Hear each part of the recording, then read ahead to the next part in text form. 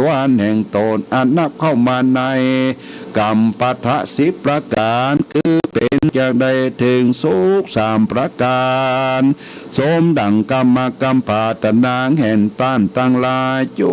ประการบ่อย่าจะแลสัตตาสัพพัญญูพระพุทธเจ้าอันเป็นนายนำหมู่เข้าสู่นิพพานก็ได้เอามายังวัตถุนิทานอันลวงแล้วมาเทศนาสั่งสอนให้แก่เจ้าสักยาลาชทั้งหลายอันได้80,000 ภากูลมีพญาสลีสุโธธนะมหาราชปิตาพร้อมโดยนางปัจจาบดีโคตมีผู้เป็นแม่นางแห่งพระพุทธเจ้าเป็นประธานก็มีวันนั้นแลในเมื่อแล้วพระธรรมเทศนามหามูลนิพพานาสูตรดวงนี้ส่วนปริสัตทั้งหลายก็ได้ถึงธรรมวิเศษเป็นตามบุญสมภารแห่งตนก็มีวันนั้นและมหามูลนิพพานาสูตรทัตเดียสุตตังขีญาอันกล่าวสั่งวรณาวิเศษอันกล่าวห้องเหตุมหามูลนิพพานาสูตรอันมาในศีลขันธ์กายะวจีมโนหรักษาตัวอันทั้ง3ก็บังกมสมเด็จเสด็จศรัทธาสาธุชนได้ฟังธรรมหรือว่าธรรมนิพพานสูตรจบลงไปเป็นที่เรียบร้อยวันนี้ก็มีแม่แสงล่าต้นใสบ้านสันทรายหมู่3อำเภอฝางจังหวัดเชียงใหม่ได้เป็นเจ้าภาพทำปลูกนี้อยากการไปคือพ่อวินวลแม่วิแก้วบุญอุดแม่คำดันตาแม่ตุนบุญแพร่แม่ติดอุปการะปัญญาผู้ลงรับไปตั้งใจรับปอนเนอร์หยาดน้ำเนอร์แม่แสงลาเนอร์ยะถาวะดีวะอาปูระปาริปูเรนติสาคารังเอวะเปวะอิโตจินังเปตานังอุปกัปปติอิจิตังปฏิตังตุมังอิปะเมวะจัมเบนจันตุสัพเพปุเรนตุสังขปาจันโตปนะระโสยะถามะนิโจติละโสยะถาปฏิมานีแม่แสงลาต้นใสบ้านสันทรายหมู่3อำเภอฝางจังหวัดเชียงใหม่ได้เป็นเจ้าภาพเจ้าศรัทธาทำนิพพานสูตรถูกนี้พร้อมด้วยศรัทธาผู้คนได้สดับรับฟังไปแล้วเพื่อจะอุทิศพระบุญกุศลผลทานไปถึงพ่ออุ้ยนวลแม่อุ้ยแก้วบุญอุดแม่คำนันตาแม่ตูนบุญแพร่แม่ติดอุปการะปัญญาผู้ลงรับไปแล้วขอพระบุญกุศลผลทานเหล่านี้จงได้ไปจุไปจอดตลอดไปเป็นอย่างของท่านทั้งหลายให้ได้กินได้บริโภคคือได้เสวยสุขได้พ้นจากที่ยากได้ภาคจากที่ผานได้อยู่สุขสำราญนั่งเตียงไปเสี่ยงกิรการอันยืนยาวนานทุกภาวะชาขอเยเรกะได้แก่นั้นจุงจะมีสมดังคำบาลีว่ายาติธรรมโมจะอายังนิทัสสิโตเปตานะปูชาจะกตาอุลลาพลังจะพิกูนมนุปปตินังหิตุมหิปุญญังปสุตังอนัปปกันติสัพพิติโยวิวัตสันตุสัพพะโรโกวินาสันตุมาเตภวะตวนตรโยสุขีติคายุโกภวะอาภิวาตานะสีลิสนิจังวุธาปัจจายโตจัตตารโรธรรมาวัตัมติอายุวันโดสุขังพะรังเอาระญาติโยมท่านสาธุชนได้ฟังเทศน์ฟังธรรมอย่างจุใจตั้งแต่8 โมงเป็นต้นมาทำพรามสังกา2 ปุกแล้วก็ติดตามด้วยธรรมนิพพานสูตรกันนี้จากนี้ไปเชิญญาติโยมท่านสาธุชนรับน้ำมนต์หลวงพ่อก็จะได้สวดมังคละมงคลพอไปถึงบ้านถึงจองก็เมื่อพี่น้องก็เตรียมภาชนะใส่น้ำใส่ผ้าเป็นน้ำมนต์ทั้งศีลทั้งใจทั้งพระทั้งพรหมคือเป็นประโยชน์แล้วก็เปิดวิทยุไว้แล้วก็เอาป้ายข่าวไปเขียนวิทยุ แล้วก็เอามาโยงน้ำของเฮาที่จะได้เอาสละสลงเอาดื่มเอาใจเนี่ยหายโรคหายภัยหายข้อเสนียดจันไรแล้วก็วันนี้ก็จะได้สวดคุ้มครองไปถึงญาติพี่น้องละอ่อนที่ตายผู้น่ะหนองบัวลำพูนะที่ผู้ร้ายมันไปทำร้ายเด็กๆเยาวชนก็ขอให้แผ่บุญกุศลไปเขาโดยลำดับต่อไปนี้เชิญญาติโยมทั้งสาธุชนได้ขอโทษได้ตั้งอกตั้งใจที่ได้รับน้ำมนต์จากหลวงพ่อเป็นลำดับต่อไปโอกาสนี้ก็จะเชิญเทวบุตรเทวดาเข้าบ้านกันเลยญาติโยมเชิญเทวดาก่อนปริตุวานเมตังสเมตาภัจันตาอวิคิตาจิตาปริตังพนันตุสักเกกาเมจะรูเปกิลิสิกาลตเตจันตริเกบิมาเนทีเปลเตจักเมตลวนาคาเนเทหะวัตุมเมเขเตอุมมตาเทโยจตุโรกาปาระราชายามราชาอินโตเวสสุวรรณราชาอริยเมตไตโยโพธิสัตตาวกาทโยอริยสาวกาจะปุถุชนะกัลยาจะสัมมาทิฏฐิเยวะพุทเทปัสสนาธัมเมปัสสนาสังฆเปัสสนาพุทเทสกลวาธัมเมสกลวาสังฆสกลวาอิโตฐานะโตยวะปรัมปราอิมัสมิงตุจักวาเรสุเทวตานังมุนิลวจนังสาทะโวโนสุนันตุธรรมสวนาการโรยัมภตันตาธรรมสวนาการโรยัมภตันตาธรรมสวนาการโรยัมภตันตาสัมมันตาจักวาเรตุอัปราคาตันตุเทวตาสัพพมังมุนิตัสสะสุนันตุสกมุขะทังนะโมตัสสะภะคะวะโตอะระหะโตสัมมาสัมพุทธัสสะนะโมตัสสะภะคะวะโตอะระหะโตสัมมาสัมพุทธัสสะนะโมตัสสะภะคะวะโตอะระหะโตสัมมาสัมพุทธัสสะพุทธังสรณังกัจฉามิธัมมังสรณังกัจฉามิสังฆังสรณังกัจฉามิตุติยัมปิพุทธังสรณังกัจฉามิตุติยัมปิธัมมังสรณังกัจฉามิตุติยัม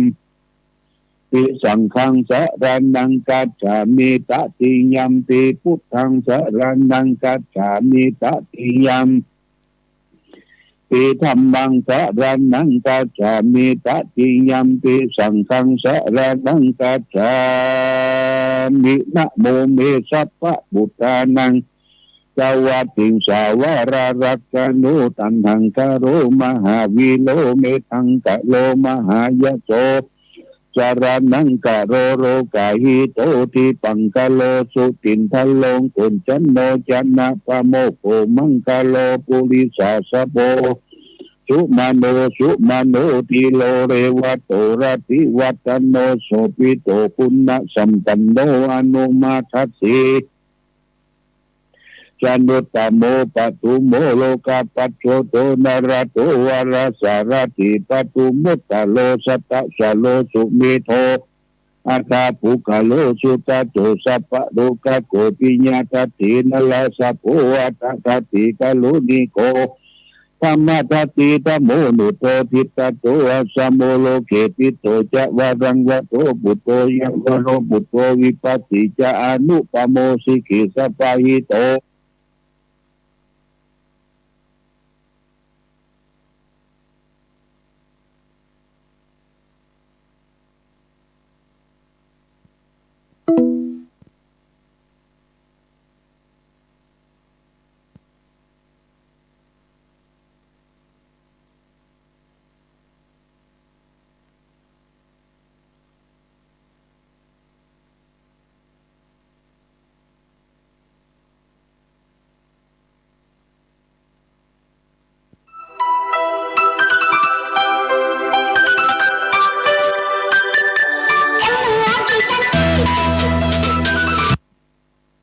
นิจาปริณัติปิโนอนุรักขันตุอโล ยินาทุเกนันจาทวิสติเมพุทเทโยนะโรสรนังกะโตกัปปานิสุตตะหัสสะนิทุกขติโสนะกัสสติอัตวิสติพุทธปาริตังยานิทะพุทธานิสัมมากัตตานิภุมมานิวายานิวะอันตเลเกสะเปวะเวปัสสุมานาภวันตุอาโถติสักกัจจาสุนันตุปัสสิตังกัสสมัยพุทธานิสามิทัสสะเปเมตังกโรกามนุสิยาปัจฉายะวิวจารโตจหารันติเยปรินตัสสะมาหิเนลกัตตาปมาตายังกินจิวิตังอิดาวะหุลังวะสักเกสุวะยังรัตนังปณิตังนโนสมาธิตตากะเตนะอิทัมปิพุเทรัตนังปณิตังเอเตนะสัจเจนะสุวันตุขยังวิลกังอามาตังปณิตังตยัสสะกะสักยมุนีสมัยโตนะเตนะธรรมเมนะสมาธิกินจิอิทัมปิธรรมเมรัตนังปณิตังเอเตนะสัจเจนะสุวันตุยัมพุทธะเสโตปริวันนะเยสุจิงสมาธินันตลิกัจเยหุสมาธินาเตนะสมุนาวิจติอิตัมปิธรรมเมรัตนังปณิตังเอเตนะสัจเจนะสุวันตุเยปุกราอาตาสตังปัสสะตาจัตตลิเอกานิยุคานิโหนติเตตะขินายาสุกัตตะสาวกายเสสุจินานิมหาปราณิตัมปิสังเกลัตนังปณิตังเอเตนะสัจเจนะสุวัตติโหนตุเยสุปยุตตามนาสาตานินานิกามิโนอุตมะศาสนามิติปฏิปตามาตังวิกหาลตาพุทธานิปุติปุจจมานาอิตัมปิสังเกลัตนังปณิตังเอเตนะสัจเจนะสุวัตติโหนตุยะตินตะกิโลปะเทวิสิโตสิยาจะตุงเบวะติเปียสัมปะปิโยจะตุปมังสบุริสังวัตามิโยอริยสัจจานิอเวตาปัสสติตัมปิสังเกยะเตนังปณิตังเอเตนะสัจเจนะสุวันตุเยอริยสัจจานิวิภาวะจันติคัมปิเลปัญเจเนสุเตติตานิกินจาติเตโหติสุปมัตตนาเตนาเตอปวังอัฏฐมัตตมติยันติอิตัมปิสังเครัตนังปณิตังเอเตนะสัจเจนะสุวันติอุสาวสัทธัสสะสัมปทายะยะตตุธัมมามหิตาภวันติสกายติติวิจิกิตันติตันศิลปะตังวัตเตอาติกินจิจตุปมาปิจาวิภุปโมตจาติสาติอาภโภกตุอิตัมปิสังเครัตนังปณิตังเอเตนะสัจเจนะสุวันติกินตปิโสกัมมังกโรติปะปะกังกายเยนะวะจาอุเตเตสัตตาอาภโภโสตัสสะปริชาระอัตโปปฏิตาตตาตุตาติตัมปิสังเคลัตนังปณิตังเอเตนะสัจเจนะสุวันติโตปนะปะคุมเปยตาอุติสเกกิมามนะเสตตะเมติกิเนปตุมมังมาธรรมะวรังอเตสยินิพาคามิงปรมังหิตายะอิตัมปิปุเทรัตนังปณิตังเอเตนะสัจเจนะสุวันตุวะโรวะรัญโยวะระโรวะระโรอนุตตโรธรรมะวรังอเตสยิอิตัมปิปุเทรัตนังปณิตังเอเตนะสัจเจนะสุวันตุขีนังปุรานังนาวังนาติสัมภวังวิรัตติตายะติเกภวะสัมมิเตขีนาทิจาอวิโลนิสันตานิพันติลิยะตายัมปฏิโพอิตัมปิสังเครัตนังปณิตังเอเตนะสัจเจนะสุวันตุยานิทะพุทธานิสัมมากัตตานิภูมานิวายานิอันตลิเกตตาสัตังเทวมนุสสะพุทธิตังสัมมาสัมมาโสวัตติอุโตยานิทะพุทธานิสัมมากัตตานิภูมานิวายานิอันตลิเกตตาสัตังเทวมนุสสะพุทธิตังสังฆานามัสสมาสุวัตติอุโตรัตนะสุตังอิติปิโสภะคะวารังสัมมาสัมพุทโธวิชาจารณะสัมปันโนสุขโตโลกาวิโตอนุตตโรปุริสธรรมสารติสัทธาเทวะมนุสานังพุทโธภะคะวติสวากาโตภะคะวตาธัมโมสันติติโกอากาลิโกเอปัสสิโกปนายิโกปัจจตังเวทิตปุริโยติสุปฏิปันโนภะคะวะโตสาวกสังโฆสุปฏิปันโนภะคะวะโตสาวกสังโฆยะยะปฏิปันโนภะคะวะโตสาวกสังโฆสามิจิปฏิปันโนภะคะวะโตสาวกสังโฆยะติตังจัตตาริปุริสายุคามิอัตถปุริสาปุคลาเอทัพภะคะวะโตสาวกสังโฆอาหุนายโยปะหุนายโยตักขินายโยอัญชะเรการะนิโยอนุตตรังปุญญกิตังโลกัสสาติยะโตหังปักขินิอาริยายะชาติยะชาโต นาปิจานามิสันติจาปานังชีวิกาวโรเปตัวเตนะสตินะสุติเทหนตุโสปัสโสติขัปปัสสะโพสังโฆสติสังฆโตธรรมานังวิริยะตถาวิริยัมปิติปัสสติโพสังฆาจตถาปริสมาทุเบกาโพสังฆาสัตติเตสัพพะสติมุดินาสมถกตาภาวิตาภาวิกตาสังวัตตันติอภิญญายานิพพานายาจะโพธิยาเอเตนะปัจจวัจเจนะสุติเทหนตุสัพพะทายกัสสมิง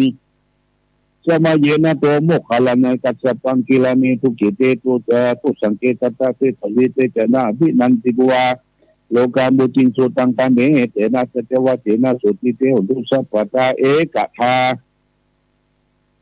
ธรรมราชาบิเคลันเยนะปิปิริโตจุมทัพเถเลนะตัญญิวะพนะเปตวนะสัตตลังสมโมทิตัวจะอาภัตตาตัมหาวุฒาติธานะโส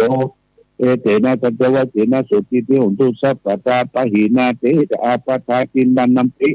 อหิเสนังมัคคะมัคคะเหติกิสเลวะปัตตาดุปฏิธรรมตังเอเตนะสัจวะเตนะสุติเตหนตุสัพพะทา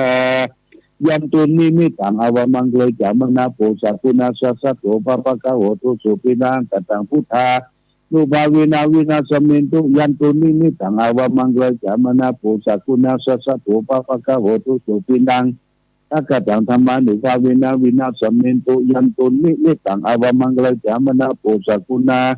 สัสสะโสปะปะกะโหตุสุปินังกตังสังฆานุภาวินาวินาสมินตุมหากรุณิโกนาโทวิทายสัพพะปานินังโกเรตวะปารามิสัพพะปะโตสัมโพธิมุตตมังเอเตนะจัจวัตเตนะอุตุเตชยมังคลาชยันโตโพธิยมุเลสักยานันนันติวะคโนเอวังตวังวิจโยเอจยสุสยมังคเลอปลาชิตสัพพลังเกจิเตปดวิบุคเลอติเตเกสัพพะพุทธนาคัตโตโมตติสุนัขตังสุมังคลังสุภะตังสุติตังสุขันโดสุโมโตจะสุยิตังพระมัจจาริสุปะทักขินังกายกัมมังวาจากัมมังปะทักขินังปะทักขินังมโนกัมมังปณิทิเตปะทักขินาปะทักขินานิกัตวนะละพันตเตปะทักขิเนโสอัตตะโตวิลุโนพุทธศาสนิยโลโกสุขิตอุทิสาสัพพิยติปิสาตละทาสุกิตาวิโลนะพุทธสัตยโลกาสุกิตาวิสาสเปยติปิเตอัทลตาสุกิตาวิโลนะพุทธสัตยโลกาสุกิตาอุติสาสเปยติปินัตถิเมสารนังอัญญังพุทโธเมสารนังวลังเอเตนะสัจวัตเตนะอนโตเตชยมังคลังนัตถิเมสารนังอัญญังธัมโมเมสารนังวลังเอเตนะสัจวัตเตนะอนโตเตชยมังคลังนัตถิเมสารนังอัญญังสังโฆเมสารนังวลังเอเตนะสัจวัตเตนะอุตุเตชยมังคลังยังกินจิลัตนังโลเกวิสัตถิวิวิตังพุทโธลัตนังพุทธสมานัตติสัตตมาสุติภวันตุเตยังกินจิลัตนังโลเกวิสัตถิวิวิตังพุทโธลัตนังธรรมสมานาติตัสสมาสุติภวันตุเตยังกินจิลัตนังโลเกวิสัตถิวิวิตังพุทโธลัตนังสังฆสมานาติตัสสมาสุติภวันตุเตจะญาณนาคจาพุทธเจตวบารังสวานังจตุสัตตังมัตตละสังวิปิวิโสนาลาสัพพะตังกัลตโยพุทธะตวิสตินายกาสเปปฏิติตามหามัตตะเกเตมุสลาสิเตปฏิติโตมหาพุทโธธัมโมตวิจโนสังโฆปฏิติโตมหาอุเรสปะกุณหตยิเมอนุรุตโตสารีพุทโธจตกิเนโกตโยปิติปะกัสสมิโมคลานโยยามเตตะกิเนวสนิมหาโสนันตาโลลปัสสะโพจมหานามุงปสุงบามะโสตะเกเกตติปิติสังนิสุริโยปะบังตโลนิสินโดสิลิสัมปันโนโสภิโตมุนิปุงกโมโคลมัสกัตโพเทโลมหิจิตวัตโกโสมหังวัตนีนิจาปฏิตันนิคุณาคัญโยปุญโยอังคุลิมาลุจะอุบาลินันตสิวลีเมปัญจมหาเถระนาลาติติมามาสุตสิตามหาเถระจิตวันตา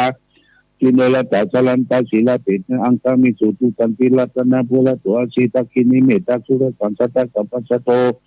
อาชีวันเนียงคุลิมาลกังกันตังโมลปาลิปันตาตัติญาสุรสังเสสาสนาเสสาบาลสันตินาสินานังปรยังสันติเตธรรมะปะกรติวัสโตเมสักเจนะสัมมาสัพพุทธะปัญจเลวัตปิตาชิตตาบริสัทธาดุปัตตวาอาเสกาวินัยันตัวนันตะกุณาเตชนะชินาพระธรรมิมีละตังมหิตเลสัตตาปรินตุมังสเปเตมหาปุริสสภาอิเจวันมิกะโตระโกสุภัตถุภาวินาชิตุปัตตโวธรรมานุภาวินาชิละสังโฆสังฆานุภาวินาติมันตะลโยจลามิธรรมานุภาวินา พระปัญจวัคตาดิพิตาอาทิอุณจาวิจโยธโมโรเกอนุตโลสัพพะสัตตาเดวติบริเวเจระจักขันเตียมนุสักินาเตยเกเตเกนะเสวิเตปุเตยกัสสะบารณามุตโตตะเปโตกัมมจริตังจริตเสวานุภาเวนะอุตุเทวสุขิตตาสุตศีลังสมาตยะธรรมตุจริตังจริตเสวานุภาเวนะอุตุเทวสุขิตตาลิกิตังสิริตังพุตังดานังวัตังนังกุลุงปริตังเทสนาตุโตตัสสะยุปวัตติสักกัตวพุทธรัตนังสักกัตวธรรมรัตนังสักกัตวสังฆรัตนังโอสตังอุตมังวรหิตังเทวมนุสนังพุทธเตเชนะโสตินานาจารุปัตตวาสัพเพทุกขาสัพเพพยาสัพเพโรคาวุปัสสมินตุเตเทสัจจังเทวมนุสนังกัตุกันติติตังละสังอัมบิลังละวันเจวัตสัพพยติวินาสันตุเอกตวิติจตุปัญจสตตินันตถายวัตุกาวินาสันตุชีวิตานันตสันตุเตชีวิตานังตาตันตาจาอายุวันนังสุขพลังชีวิตานันอุบาเวนะอุตุเทวสุขีตาตาชีวิตานังจโยตตาอุสตังตัมมังวรังสวิตังทุกขานาเสติเปสัจจานามุตตมัตตสมังกัลยานังนิจยังสบายยังปุญญานิปะโลกัสมีปฏิตาโหติปฏินาอิมินาชีวิตาตินาตุมังสังกิงภวิตติทิสายุกัสสตาโหตุสุขิตาโหตุสัพพตาโยโสตตาติสักจังสิลวันติตุตาติตุนานาทานังวรังตัตวชินิบนังมหาปรังเอวังวิติกาอิสายะติตังปุญญสัมปตาตัสมาติลาปสัมปติปฏิดากติอันติหุนตวิจโยนิติโต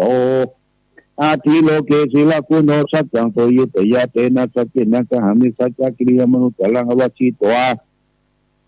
ธรรมปรังจวิตวบุปเกสิเนสัจจปรมวัสสายาสัจจกิริยกหังสติปะกาปัตนาสันติปตาวัจนามาตาปิตาจริกันตาชตเวตาปริกรรมสหเจวัตมหามหาปัจจลิโตสิกิวัชเชสิโสลสะ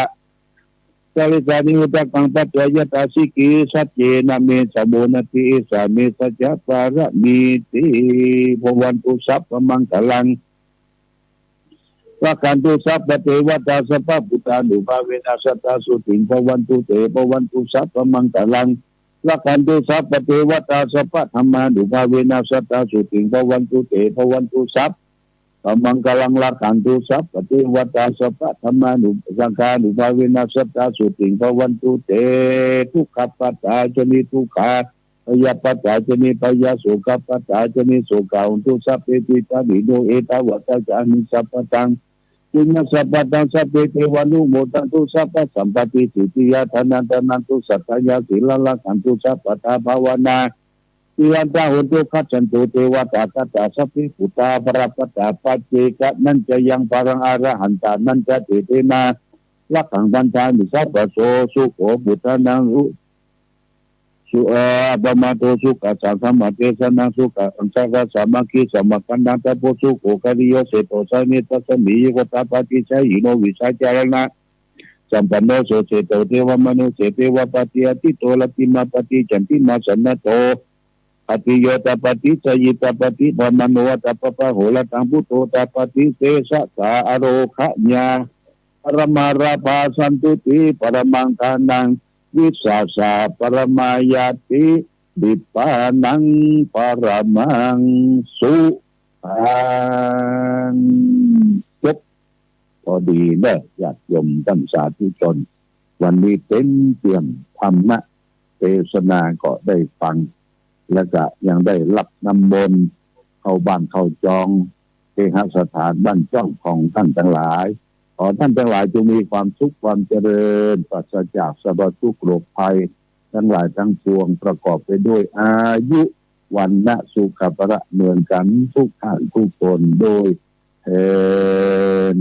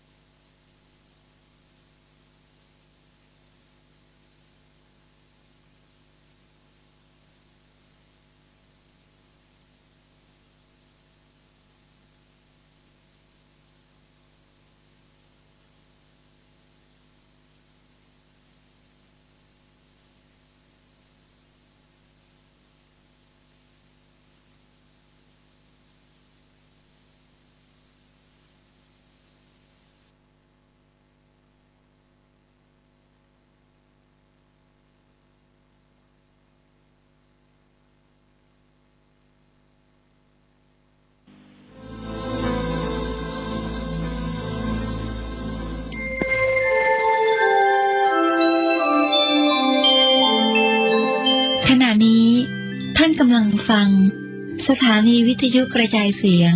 พระพุทธศาสนา FM 104.5 เมกะเฮิรตซ์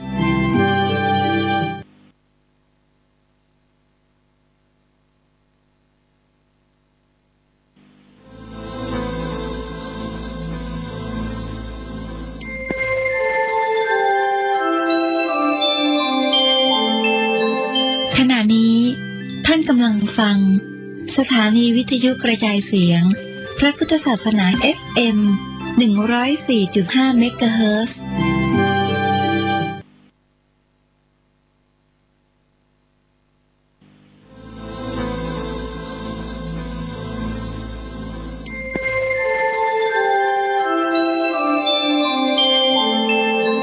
ขณะนี้ท่านกำลังฟังสถานีวิทยุกระจายเสียงพระพุทธศาสนา FM 104.5 เมกะเฮิรตซ์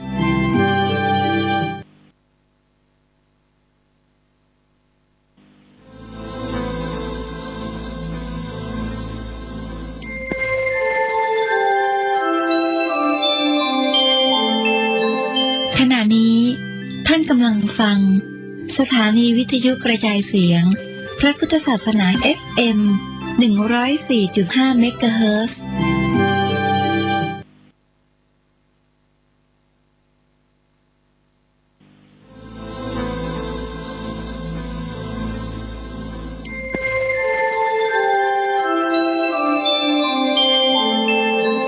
ขณะนี้ท่านกำลังฟังสถานีวิทยุกระจายเสียงพระพุทธศาสนา FM 104.5